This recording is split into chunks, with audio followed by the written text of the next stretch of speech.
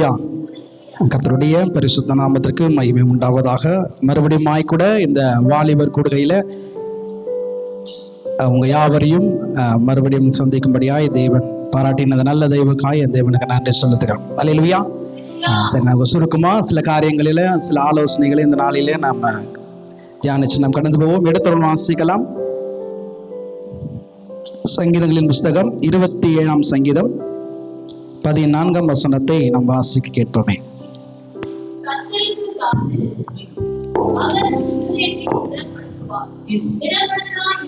திடமனதாயிருந்து கர்த்தருக்கே காத்திரு. கண்களை மூடி. எங்கள் அன்பின் தகப்பனே, இந்த ஆசீர்வதிக்கப்பட்டதான நேரபலியிலுமாய் கூட இம்மட்டுமாய் நாங்கள் பாடினோம், செபித்தோம், ஆராதித்தோம். ஆண்டவரே, நம்முடைய வார்த்தைக்காய் நாங்கள் காத்து கொண்டிருக்கிறோம். நீர் வார்த்தையாய் கடந்து வந்து எங்கள் மத்தியில் வெளிப்படுங்க. இயேசுவின் நாமத்தில் பிதாவே, ஆமீன். அல்லேலூயா. நம்ம எல்லாருக்குமே தெரிந்த ஒரு வேத பகுதி, எல்லாருக்குமே அடிக்கடி கேட்டதான ஒரு வேத பகுதி. இந்த வசனத்தை வாசிக்கப்படும் போது நம்ம அந்த வார்த்தையே நம்ம என்ன சொல்லியிருக்காங்கன்னு ஈஸியா அறிந்து கொண்டதான ஒரு வேத சென்டென்ஸான இந்த வேத பகுதி. இங்க என்ன சொல்லப்படுதுன்னா, கர்த்தருக்கு காத்திரு. இன்னைக்கு நம்ம என்ன தியானிக்க போகிறோம்னா, அவசரப்படாத காத்திரு. Don't hurry, wait. அல்லேலூயா. பக்கத்துல உள்ள கரங்களை பிடி சொல்லுங்களேன், அவசரப்படாதீங்க, காத்திருங்க. ஏன் என்று சொன்னா, இன்னைக்கு வாலிபர் நாட்களில, இந்த வாலிப வயதுல சில விஷயங்களுக்காக நம்ம அனைவரத்துல எதிர்பார்ப்போம். அது உடனடியா நடக்கணும்னு சொல்லிட்டு எல்லாருக்குமே ஆசை உண்டு. அது சின்ன குழந்தைல இருந்து வாலிபர்ல இருந்து முதியவர்ல இருந்து எல்லாருக்குமே என்னன்னா, ஒரு விஷயத்த நம்ம எதிர்பார்க்கிறது உடனே நடக்கணும் அப்படின்னு நினைப்பாங்க. இப்போ உதாரணத்துக்கு ஒரு வேலை கிடைக்கணும் அப்படின்னா உடனே வேலை கிடைச்சுனா, ஒரு திருமணம் ஆகணும்னா உடனே திருமணம் ஆகணும்னுவாங்க. ஒரு எனக்குள்ள ஒரு மாற்றம் வேணும்னா உடனே மாற்றம் வரணும்னுவாங்க. சில இடத்துல ஒரு பணம் கிடைக்கணும் உடனே பணம் கிடைச்சிடும். எல்லாமே நம்ம என்ன பண்றோம்னா உடனே கிடைச்சிடணும், இப்பவே இந்த நேரமே நம்ம எதிர்பார்க்கிற, நம்ம சொல்லுவாங்கல்ல ஆங்கிலத்துல ரைட் நவ், இந்த நிமிஷமே நம்ம கிடைக்கும்னு நம்ம நினைக்கிறோம்.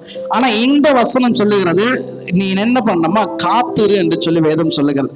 ஏன் அவசரம் என் வாழ்க்கையில வருது அப்படின்னு பாத்தீங்கன்னா, நிறைய பேர் இடத்துல இப்ப நம்ம கூட நிறைய விஷயங்கள்ல சில காரியங்களை அவசரப்படுறோம். இப்போ ஒரு நாள்ல நம்ம ஏன் அவசரம் வருது அப்படின்னு யோசித்து பாத்தீங்கன்னா, எப்போ நம்ம லேட்டா எழுந்துக்கிறோமோ அப்போ அந்த நாள் முழுவதும் என்ன ஆயிடும், எல்லாமே அவசரமா காலைல எழுந்து ரெடியா இருந்து வேலைக்கு போறது, ஆபீஸ் போறது, நீ ஒரு நாள்ல ஆரம்பிக்கிறத நீ லேட்டா ஆரம்பிச்சுன்னா அந்த இடத்துல அவசரம் வந்துடும். இன்னொரு இடம் சொல்லப்படுகிறது, ஏன் அவசரம் ஒரு மனுஷனுக்குள்ள கடந்து வருதுன்னா, மற்ற இடத்துல ஒப்பிடும் போது நமக்குள்ள அர்ஜென்ட் பட்டுரும். அதாவது என்னன்னா, இப்போ ரெண்டு பேர் நல்லா படிச்சிருப்பீங்க, ஒருத்தனுக்கு நல்லா வேலை கிடைச்சும் நல்லா ஆசீர்வாதமா இருப்பாங்க, நல்லா எல்லா விதமான காரு, பைக்கு, நல்ல ஒரு உலகத்துல காணப்படுற எல்லாம் பிளஸ்ஸிங்கோட இருப்பாங்க. இதை பார்க்க உடனே நமக்குள்ள என்ன ஆகும்னா, நம்ம என்ன இது இவ்வளவு, நாங்க ரெண்டு பேர் தான் ஒன்னா படிச்சோம், ஒன்னா வேலைக்கு, ஒன்னா எல்லா விஷயங்களும் செஞ்சோம், இன்னைக்கு அவன் எப்படி இருக்கான், நல்ல ஆசீர்வாதமா இருக்குன்னு சொல்லிட்டு நம்ம என்ன பண்றோம், அடுத்தவனை ஒப்பிட்டு பார்க்கிறோம். வாலிப பிள்ளைங்க நல்ல ஒரு விஷயத்தை நான் உங்களுடைய சிந்தனையில நீங்க ஏற்றுக்கொள்ளணும்னா, ஆண்டவர் ஒவ்வொருத்தருக்கும் ஒவ்வொரு டேலண்ட் வச்சிருக்காரு. ஒவ்வொருத்தையும் ஒவ்வொரு விதமா ஆஸ்வதிப்பார். நீங்க வேதத்துல வாசித்து பாத்தீங்கன்னா எல்லாருமே ஒரே விதமா ஆஸ்வதிக்க மாட்டார். ஒவ்வொருத்தரையும் பிளஸ்ஸிங்கும் வித்தியாசமானது, ஒவ்வொரு இடத்து பயன்படுத்துவதும் வித்தியாசமா இருந்தது. அதே போல ஒரு மனுஷனிடத்துல நீ ஒப்பிட்டு பார்க்கப்படும் போது என்ன ஆகுதுன்னா, உனக்குள்ள அவசரம் வந்தது. இப்ப அந்த மனுஷன் ஆசீர்வாதம் இருக்கப்படும் போது நீ என்ன பண்ணனா, உடனே நானும் ஆசீர்வாதமா இருக்கணும், அதுக்கு குறுக்கு வழி என்ன இருக்கு அப்படின்னு சொல்லிட்டு அதை நம்ம தேர்ந்தெடுக்கிறோம். ரெண்டாவது, ஏன் அவசரம் எனக்குள்ள வருதுன்னா, பயம். இப்ப என்னன்னா, இப்போ ஒரு ஆண்டவர் இடத்துல ஏதோ ஒரு விண்ணப்பம் ஏறெடுக்கன்னு வச்சுங்களேன், அந்த விண்ணப்பம் என் வாழ்க்கையில நடக்குமா நடக்காதா, இந்த காரியத்துல எனக்கு விடுதலை கிடைக்குமா கிடையாது, இந்த விஷயம் என் வாழ்க்கையில கை கூடுமா கூடாதா, இந்த நான் எதிர்பார்க்கிற இந்த காரியத்தை நான் பெற்றுக்கொள்வேனா மாட்டேனா, இந்த ஜெபத்திற்கு கர்த்தர் பதில் கொடுப்பாரா மாட்டாரா, இப்படி பயம் வந்ததுனால என்ன ஆயிடும்னா நமக்குள்ள அவசரம் வந்துடும். ஸோ உடனே அவசரப்பட்டு நம்ம மற்ற காரியங்களுக்கு கடந்து போறோம். இன்னொரு விஷயம், ஏன் அவசரம் வருது அப்படின்னா, தாமதம் ஆகும்போது அவசரம் வரும். இப்போ நீங்க பஸ் ஸ்டாண்ட்ல வெயிட் பண்ணிட்டு இருக்கீங்க வச்சுங்களேன், பஸ் வெயிட் பண்ணிட்டு இருப்பீங்க, பஸ் வர என்ன பண்ணும், அந்த நீங்க வெயிட் பண்ற நேரம் வரைக்கும் வராது. ஆனா அப்பதான் ஒரு ஆட்டோ புக் பண்ணிட்டு ஏறும், பின்னாடியே என்ன ஆகும், சில நேரங்கள்ல ஃப்ரீ பஸ் வேற, சில நேரங்களில் நம்முடைய ஏன் அவசரப்படுறோம் அப்படின்னா, தாமதங்கள் வரப்படும் போது அவசரம் வந்தது. சோ இந்த அவசரங்கள் இல்லாம நம்ம ஆண்டவருக்குள்ள காத்திருக்கப்படும் போது நிச்சயம் நம்ம எதற்காக காத்திருக்கிறோமோ அந்த காரியத்துல கர்த்தர் வந்து பதில் கொடுக்கிறவரா இருக்கிறார். இந்த விதை வந்து எப்பொழுதுமே நீங்க பாத்தீங்கன்னா, ஒரு விதை போடுறாங்கன்னா அந்த விதை முதல்ல என்ன ஆகும்னா வேர் வரும், அப்புறம் தண்டு வரும், அப்புறம் கிளைகள் வரும், அப்புறம் இலைகள் வரும், அப்புறம் பூ வரும், அதுக்கப்புறம் தான் கனி கொடுக்கும். ஸோ இந்த ப்ராசஸிங் வர வர எதுவுமே என்ன ஆகுதுன்னா அதுக்கு முன்பு தெரியவே தெரியாது. இப்போ அந்த இடத்துல ஒரு இடத்துல விதை இருக்குதுன்னா நம்மள வெளியே பார்த்தா நம்ம பார்க்குற நம்முடைய கண்களுக்கு என்ன ஆகுது தெரியாது. இந்த ப்ராசஸிங்லாம் அது வளரு கனி கொடுக்குற வரைக்கும் என்ன ஆகும், அது மேலே வர வரைக்கும் என்ன ஆகும்னா இந்த ப்ராசஸிங் மேலே நடக்காது, அடியில் நடந்துட்டு இருக்கும். நான் சொல்லிட்டு போறீங்களா, அந்த விதை மேல மரமா வளர்வதற்கு எடுத்த உடனே அது மேல அந்த வேலை நம்ம பார்க்க முடியாது. அதனுடைய ப்ராசஸ், அதனுடைய ஒர்க் எங்க நடக்குன்னா அடியில நடந்துட்டோம். அதே போல எந்த வாலிப பிள்ளை அவசரப்படாம காத்திருக்கிறானோ அந்த காத்திருக்கிற நேரத்துல ஒருவேளை மேல நம்மளுக்கு அற்புதங்கள் தெரியாம இருக்கலாம், அதிசயங்கள் தெரியாம இருக்கலாம், நம்ம நினைக்கிற விஷயங்கள் நடக்காத போல இருக்கலாம், நம்ம எதிர்பார்க்கிற காரியங்கள் கைகூடாம போல இருக்கலாம். ஆனா இந்த நேரம் எப்படிப்பட்ட நேரம்னா கர்த்தர் என்ன செஞ்சு கொண்டிருக்காருன்னா கீழே பேஸ்மெண்ட்ல அதை ரெடி பண்ணி கொண்டு இருக்கிறார். அல்லேலூயா. இன்றைக்கு உங்களுடைய மனதுல நீங்க வைக்க வேண்டிய ஒரு விஷயம், எந்த காரியம் இருந்தாலும் நீங்க காத்திருக்கிற அனுபவம் வாலிப பிள்ளைகளுக்கு இருக்கணும். அல்லேலூயா.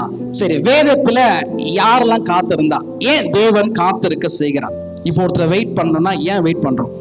சில பேர் நம்ம வாலிப பிள்ளைங்க ஒரு சிலர் பார்த்துருப்போம், ஒரு சில பேர் வேணும்னு வெயிட் பண்றது இருக்கு பாத்தீங்களா. இப்போ அவங்க மேல கோபம் இருக்குன்னு வச்சுங்களேன், அவனை என்ன பண்ணணும், வர வச்சுட்டு வெயிட் பண்ண வச்சுட்டு வருவாங்க. அப்படி அவங்க அதிகாரம் இருக்கும், சில பேர் பண்ணுவாங்க. ஆனா தேவன் ஏன் ஒரு மனுஷனை காத்திருக்க செய்கிறார் அப்படின்னா அதுக்கு நிறைய காரியங்கள் இருக்கு. சரி, முதலாவது ஏன் தேவன் நம்மளை காத்திருக்க செய்கிறார்? உங்களுக்கு ஏதாவது ஐடியா இருக்கா? தேவன் ஏன் உங்களை காத்திருக்க செய்கிறார்? அவருடைய வேல்யூ, அதனுடைய வேல்யூ என்னன்னு நமக்கு தெரிஞ்சுக்கணும். அப்புறம் ஏன் தேவன் என்னை காத்திருக்க செய்கிறார்? சரி, நானும் சொல்லிடுறேன் ஏன் தேவன் நம்மளை காத்திருக்க செய்கிறாரோ. எடுத்து வாசிக்கலாம். ரோமர் எழுதின புத்தகம் 8ஆம் அதிகாரம் 25ஆம் வசனத்தை நாம் வாசிப்போமே.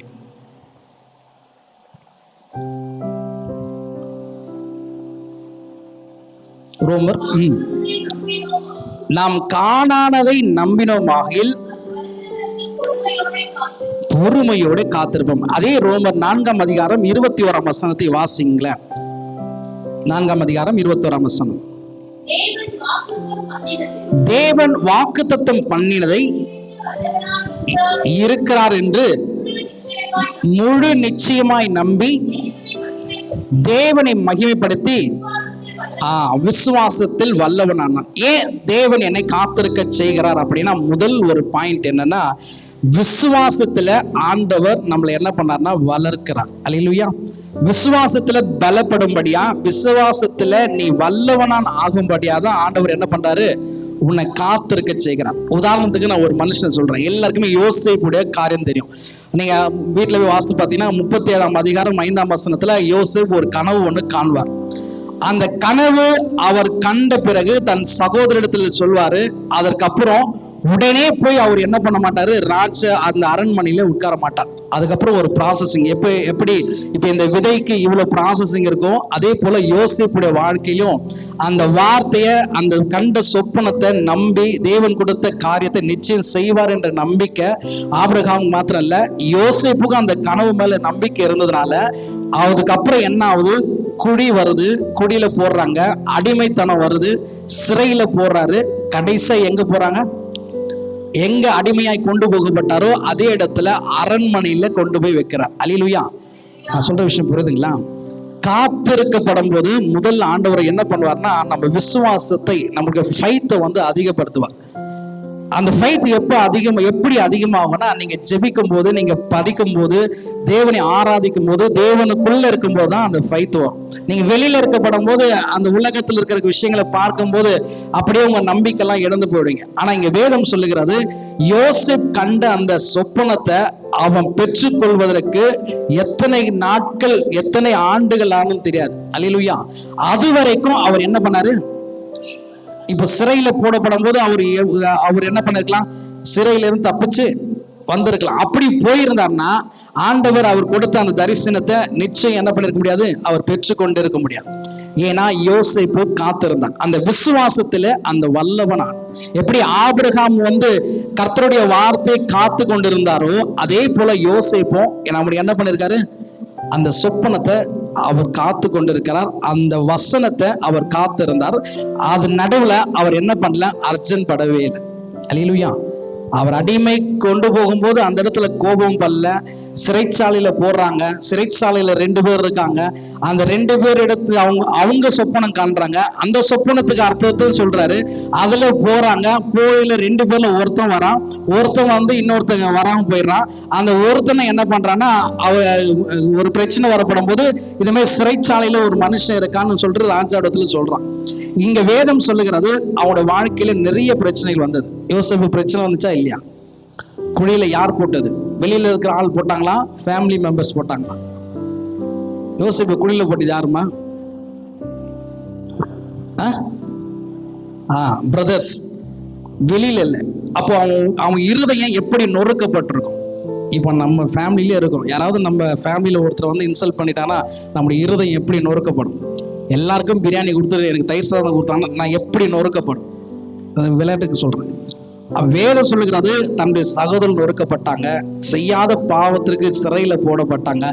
எல்லாவற்றையும் ஃபேஸ் பண்ணி அந்த விசுவாசத்துல நின்னதுனாலதான் அரண்மனையில அவன் என்ன பண்றான்னா அந்த முத்திர மோதத்தை பார்வன் இடத்துல கொடுத்து ராஜாவாய் மாற்றுறான். அல்லேலூயா. ஒரு அதிகாரியாய் மாற்றுவதற்கு காரணம் அவர் காத்திருந்தார். இன்னைக்கு எத்தனை பேர் நம்ம காத்திருக்கிறோம்? காத்திருக்கப்படும் போது உங்க விசுவாசம் என்ன ஆகும்? ஸ்ட்ராங் ஆகும். உங்க விசுவாசம் வளரும். அல்லேலூயா. நம்ம எத்தனை நேரத்துல காத்திருக்கிறோம்? காத்திருக்கிற அந்த விஷயம் இல்லை. யாராவது எதனா பேசினா அந்த வார்த்தை லிசன் பண்றது கூட இல்லை, உடனே டக்குன்னு நம்ம பேசணும். அந்த கேட்கறது அளவு கூட நம்ம என்ன இல்லை, காத்திருக்க முடியாத சூழல்ல நம்ம இருக்கிறோம். ஆனா யோசேப்பு அப்படிப்பட்டவர் அல்ல. நீங்க யோசிச்சு பாருங்க, ஆண்டவர் உங்களுக்கும் ஒரு சொப்பனம் கொடுத்துருக்காரு வச்சு, இல்லை எத்தனை பேர் கொடுத்துருக்கான்னு தெரியல. எத்தனை அழைக்கப்படும் போது உங்களுக்கு என்ன காரியங்கள் ஒருவேளை நீங்க மறந்து இருக்கலாம். இவர் இந்த நாள்ல கர்த்தர் உங்களை ஞாபகப்படுத்த வச்சுங்களேன். அது நடக்கிற வரைக்கும் உங்க ஆண்டவர் அது என்ன பண்ண மாட்டார்னா உங்களை விடவே மாட்டார். நீ என்னதான் போனாலும். இப்ப பாட்டு பாடல, இப்ப கொஞ்ச நாள் முன்னாடியே ஒரு பாட்டு ரொம்ப எல்லாருமே பாடுறீங்க. அது என்னன்னா, வழி தெரிஞ்சும் ஒரு பாட்டு ஒண்ணு பாடுறாங்க. இப்ப நீர் என்ன மறக்கல, வழி தெரிஞ்சும் நான் தொலைஞ்சு போனேன். அப்ப எவ்வளவு அந்த பாட்டு கேட்கும் போது வண்டியில வரும்போது பாடும். அப்ப நான் அதை தான் சொல்வேன். இவ்வளவு தெரிஞ்சு எவ்வளவு வழி தெரிஞ்சு நீ தொலைஞ்சு போறீனா, அப்ப எவ்வளவு நமக்கு தெரியும் ஆண்டவர் தான், இயேசு கிறிஸ்து தான் வழி. ஆனா உண்மையாகவே நீ யோசித்து பாருங்க, அந்த பாட்டை நீங்க உணர்ந்து நீங்க பாடினீங்கன்னா எல்லாமே நமக்கு தெரியும். ஆனா தெரிஞ்சு நம்ம என்ன பண்றோம்? யோனாவை போல அப்படியே எங்கேயோ ஓடிடும். ஆண்டவர் இன்றைக்கும் நம்மளை நேசிக்கிறவராக இருக்கிறார். இன்றைக்கும் நீ காத்திருக்கிற காரியங்களை கர்த்தர் ஜெயித்து கொடுக்கணும்னா, ஏன் தேவன் உங்களை வெயிட் பண்ண வைக்கிறார்? எல்லாருக்கும் கொடுக்காரு அப்படின்னு நம்ம அந்த தாட்டை எடுத்துட்டு ஏன் என்ன வெயிட் பண்ண வைக்கிறார் அப்படின்னா, முதலாவது ஆண்டவர் உன்னை விசுவாசத்துல வல்லவனாய் மாற்ற. அல்லேலூயா. சரி, இரண்டாவது ஏன் என்னை ஆண்டவர் வெயிட் பண்ண வைக்கிறார் அப்படின்னா, எடுத்து வாசிக்கலாம். 1 சாமுவேலின் புஸ்தகம் 17ஆம் அதிகாரம் 34, 35, 36 வாசிப்புமே. 1 சாமுவேல் 18. தாவீது சவுலை பார்த்து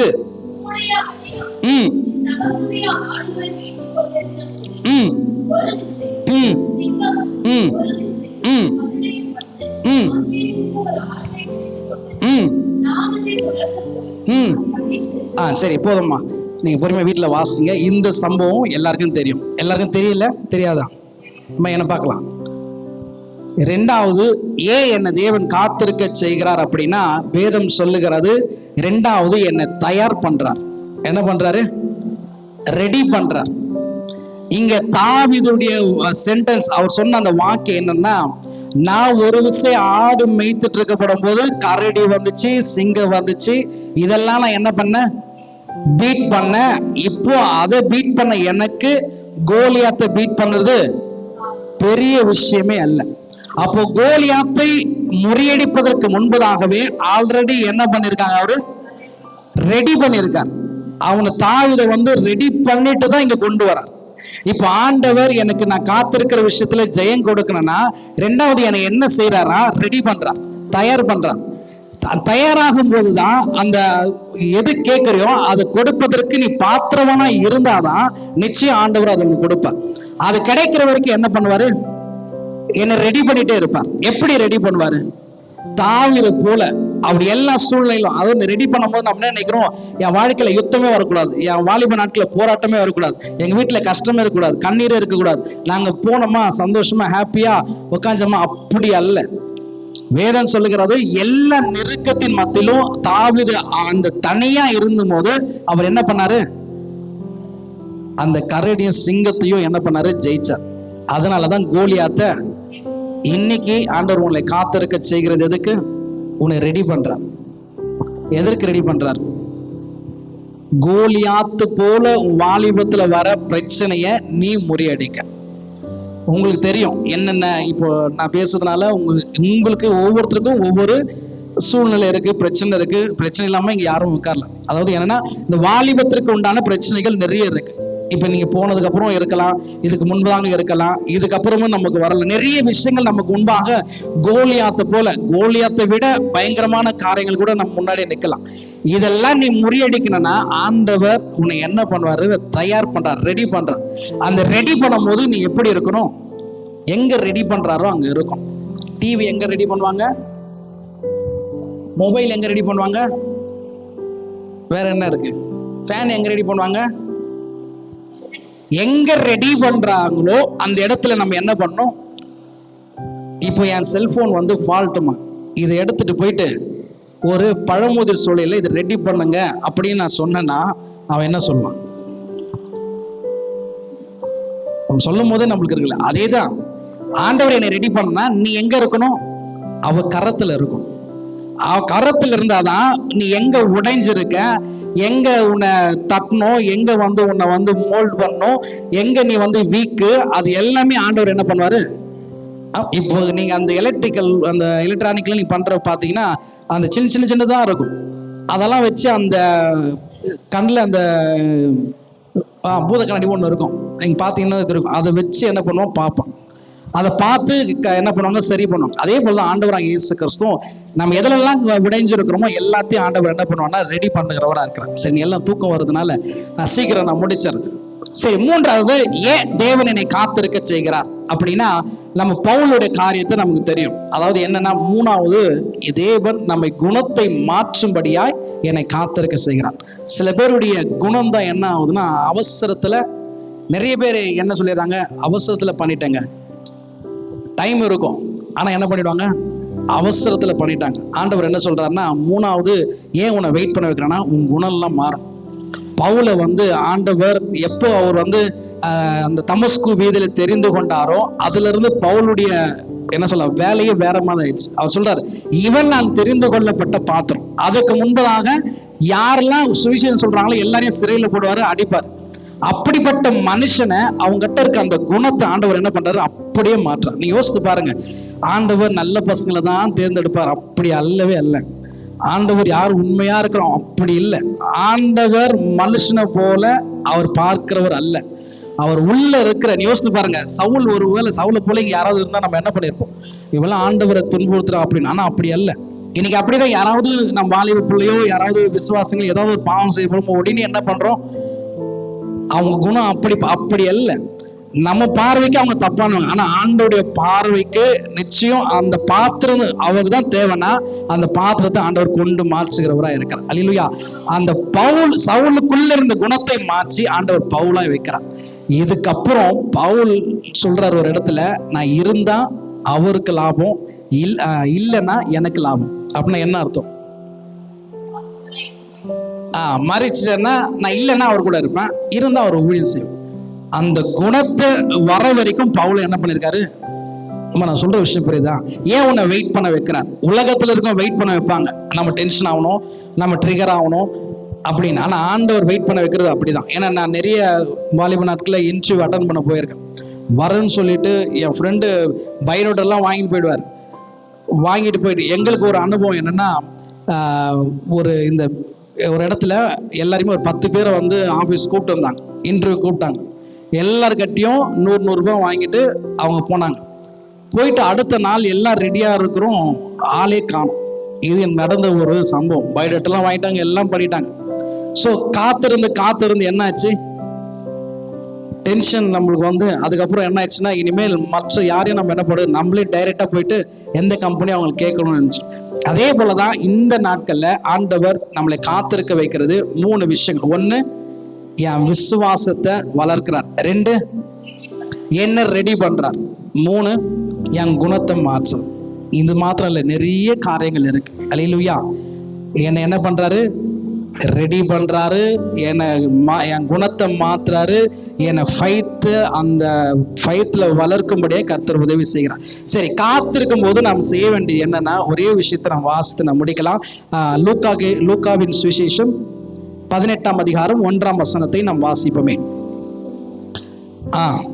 காத்திருக்கும் போது நாம் செய்ய வேண்டிய ஒரு விஷயம் என்னன்னா, சோர்ந்து போகாமல் எப்போதும் நீங்க என்ன பண்ணணும், ஜெபம் பண்ண வேண்டும். நான் முடிச்சிடறேன், என்ன பார்க்கலாம். நீங்க என்ன பண்ணக்கூடாது, சோர்ந்து போகக்கூடாது.